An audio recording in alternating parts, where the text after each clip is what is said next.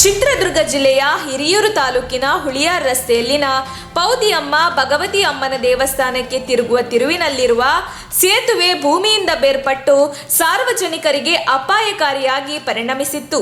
ಈ ಸಂಬಂಧ ನಮ್ಮ ತುಮಕೂರು .comನ ವರದಿಯಿಂದ ಎಚ್ಚೆತ್ತ ಅಧಿಕಾರಿಗಳು ಇದೀಗ ಸೇತುವೆ ಕಾಮಗಾರಿ ಆರಂಭಿಸಿದ್ದಾರೆ. ಮಾಧ್ಯಮ ವರದಿಯ ಬೆನ್ನಲ್ಲೇ ಹಿರಿಯೂರು ನಗರಸಭೆ ಆಡಳಿತ ಮಂಡಳಿ ಅಧಿಕಾರಿಗಳು ಸ್ಥಳ ಪರಿಶೀಲನೆ ನಡೆಸಿದ್ದರು. ಇದೀಗ ಕೆಲಸ ಆರಂಭವಾಗಿದೆ.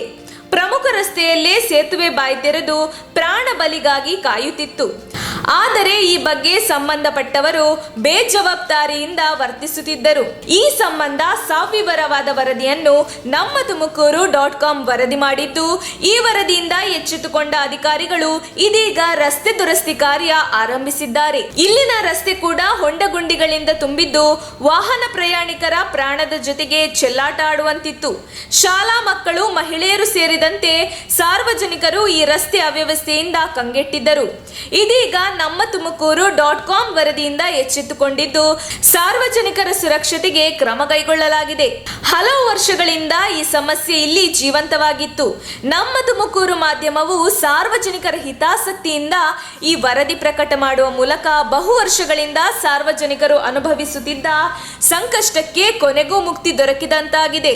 ಕಾಮಗಾರಿ ಆರಂಭವಾದ ವೇಳೆ ನಗರಸಭೆ ಪೌರಾಯುಕ್ತರಾದ ಡಿ ಉಮೇಶ್, ಅಧ್ಯಕ್ಷರಾದ ಶಂಷದ್ದುನ್ನೀಸಾ, ನಗರಸಭೆ ಉಪಾಧ್ಯಕ್ಷರಾದ ಬಿಎನ್ ಪ್ರಕಾಶ್, ಸದಸ್ಯರಾದ ಜಗದೀಶ್, ಘಾಟ್ ರವಿ ಇತರರು ಉಪಸ್ಥಿತರಿದ್ದರು. ನಮ್ಮ ತುಮಕೂರು ಮಾಧ್ಯಮದ ವಿಶೇಷ ಸುದ್ದಿಗಳನ್ನು ನಿರಂತರವಾಗಿ ಪಡೆದುಕೊಳ್ಳಲು ಚಾನೆಲ್ ಅನ್ನು ಸಬ್ಸ್ಕ್ರೈಬ್ ಮಾಡಿ. ಕ್ಷಣ ಕ್ಷಣದ ಸುದ್ದಿಗಳಿಗಾಗಿ www.nammathumakuru.comಗೆ ಭೇಟಿ ನೀಡಿ.